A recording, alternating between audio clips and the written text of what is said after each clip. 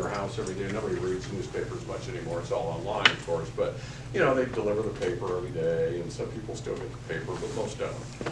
And I would get the Washington Post every day, and I'd read it. And this was years ago, and they were much less liberal then than they are now. But they still lean left. But they're good. They do a lot of great investigative reporting. They're a big, credible newspaper for the most part. The New York Times is also in the liberal camp as far as their worldview and their point of view. On the right tends to be Wall Street Journal, tends to be more right. Now this is not stuff you guys are prone to read, and I understand that, but I'm trying to give you an idea that there are two kind of different camps, if you will. The New York Post is more of a tabloid style, but they tend to lean more conservative. And so I read them. I still read them every day. And I get a little thing in my inbox with all their stories, and you know, it's interesting take. So what I'll do is read both. So say there's a story that comes up and it says President Biden has proposed spending $4 trillion on infrastructure. And that's true, that just happened last week. That's what he wants to spend. Now people have no idea, and it's hard for the human mind to comprehend how large $4 trillion is. It's a number we just throw around, but it's so big. If this were to happen, your grandchildren wouldn't be able to pay it off. That's how deep in debt this country would be if this goes through and if it happens. And I'm not exaggerating, because the math demonstrates at present tax rates, or even a little bit higher, that debt will almost never be paid off. And when that happens, if you owe somebody a debt, who's holding the cards? Who has the power? The person you owe the debt to, right? You're beholden to them. So you don't want to be beholden to anybody. So, having said that, how do I find out if the $4 trillion is going to be used for infrastructure, which is what they say it's for, and then there's one camp that says, no, they're spending it on social programs that they can't pass any other way because people don't want them, and they've just put them into this $4 trillion package, and it's not really going to infrastructure. It's going to help Tesla create greener cars, and it's going to help companies figure out better ways to do solar and the Green New Deal and all this stuff. So it's controversial. How do I find out what the truth is?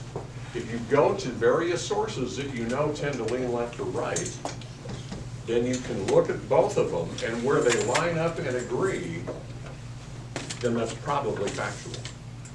Does that make sense? Where would you find conservative reading? Say? Where would you find conservative reading? Because you've talked about the liberal reading. Wall Street Journal, New York Post. Electronically, it's going to be things like Newsmax, Fox News. Those tend to lean more to the right.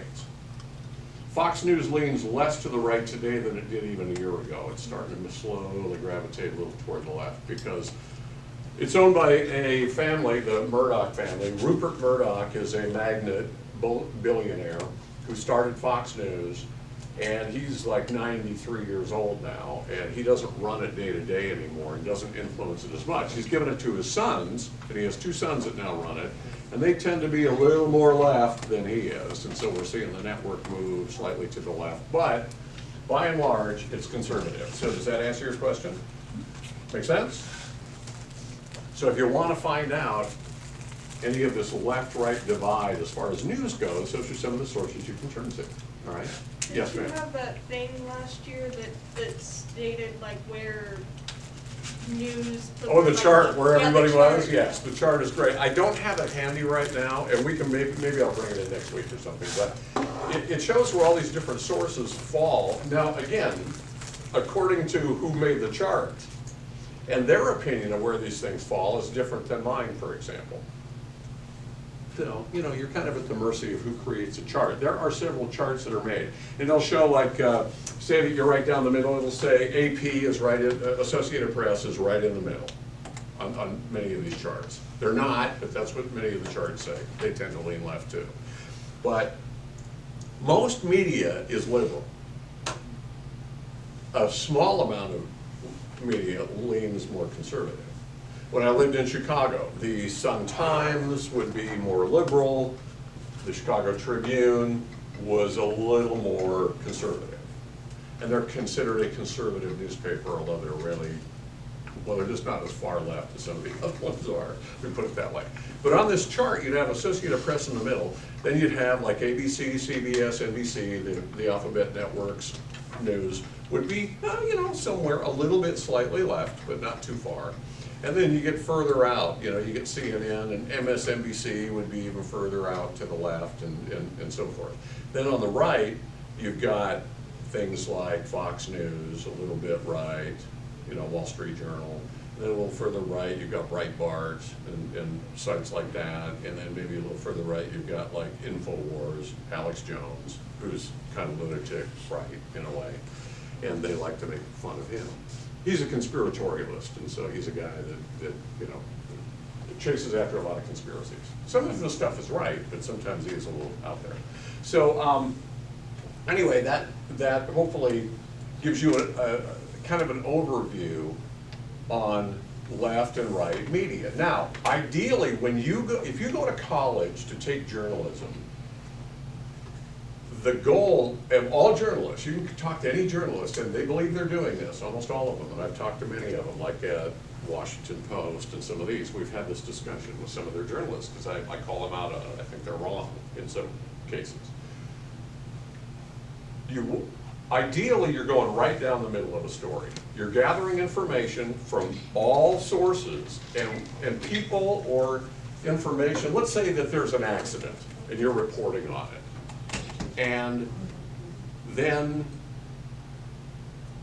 you talk to somebody and they say, well, yeah, this car was racing down the street and T-boned me. And I was, you know, the light turned green, I started going, and bang, they ran the red light and killed my family. Wow, okay.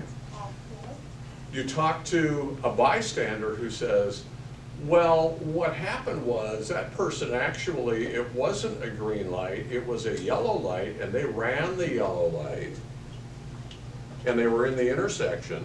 And yeah, that person was a little early, but you know, the light was just turning green as they entered the intersection. So now you've got these contrasting stories, and that almost always happens, points of view.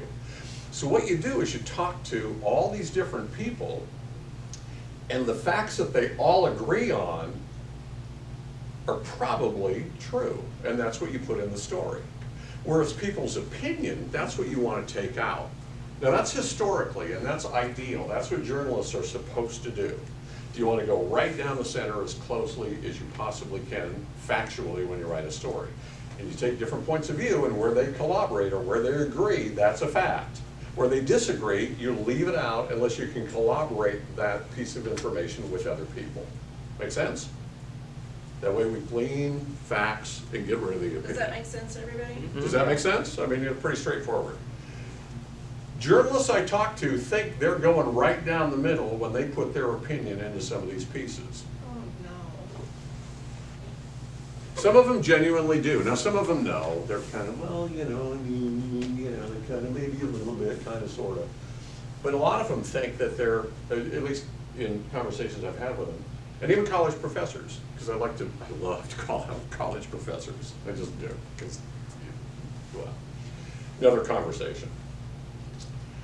But most of them are very far left. I mean, not just a little bit, but most are very far left, so be warned. And that's fine, you can learn from them. Some of them are brilliant, they're smart, some are very honest and truthful, but they lean very far left. So just know that when you go out there, most of them are going to be that way. There are some conservative colleges out there, but they're very few and far between. And not that conservatism is always right either. I happen to be more conservative now. I used to be liberal when I was younger. You know, you know, we were having this discussion. You know, personally, I'll just tell you where so you know my point of view, where I'm coming from. I'm liberal on some things and conservative on others, and I think most people are. I don't think anybody's in any one camp all the time. So that's another thing to keep in mind. What we're trying to do here is divine or discern truth. That's what we want to do. What's the truth? Because that's journalism's job, is to find the truth or to find facts, right? So, does that all kind of clear the air? That's kind of how you figure out where the truth is. And if you're gonna write or present a story, then you find the things that collaborate with people that are opposed to each other, and that's where the truth lies, okay?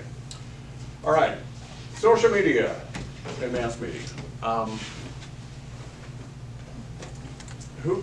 What's social media, How first can of you all? discern what truth is in social media? Oh, boy, this will be a real interesting discussion. Okay, what is social media? Somebody give me their definition, or a definition, what's social An media? online platform that you use to share your opinions with the world. Okay, yeah, a lot of that, that's Can you right, that's a repeat that? good definition. Can you repeat it?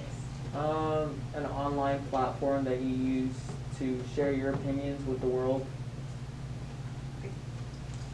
Yes. Yeah, that's a good definition. Anybody else want to add to that, or tell him he's full of it? Yeah, go ahead.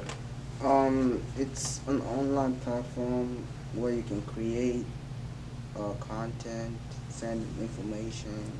Okay, you got to really yell out to the room, though, because you're behind a mask. Go ahead. It's mostly places where you send information, create content, meet people, and just it's basically like meeting people but online. Okay, right, that's well put. And you guys, you're right, yeah. An online platform where you can share things and interact with other people across the globe. Okay, very good. That's true. And those are all true. That's exactly what social media is and does. Everybody said the word online and platform. So is it always online? Is it always a platform? Yes. Yeah, okay. That's common to social media, right? Okay. What is, it says mass media, which is often called mass media, but traditional media, either way. What is traditional media? TV services. Go ahead. Yeah, mass media, just a general, anything that